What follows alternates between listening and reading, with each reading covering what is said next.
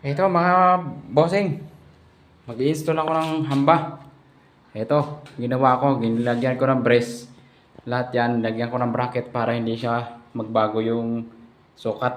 Para pagpasok ng pintuan, hindi sasabit. So ginamitan ko ito siya ng level para diretso. Ito, hinulugan ko rin.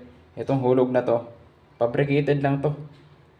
Galing sa barko, ginawa ko lang to. So sa mga nagbabarko, alam nila to kung ano ibig sabihin nito. Tapos, ginawitan ko rin niya ng level bar para malaman kung diretso yung hamba or kung tagilid. Yan, para hindi siya magbago. Para pagpasok ng pinto, diretso ang diretso. Hindi sasabit. So ito, wala akong katulong. Hindi ako kumuha ng helper. So ready na to ang hahaluin ko. May simento. Siyempre yan yung gagamitin natin. Simento na yan. Tapos yan buhangin, ready na. So hahaluin ko na lang yan.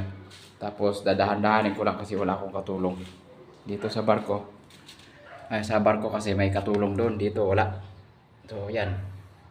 Ready na siya. Lalagyan ko na lang ng hollow block sa simento. So yan yung preparasyon ko na ginawa. Kasi kailangan matapos to kasi. Para mapaupahan na to. Yan. Malapit na ito matapos. Pintura ng tsaka tiles. Ready na.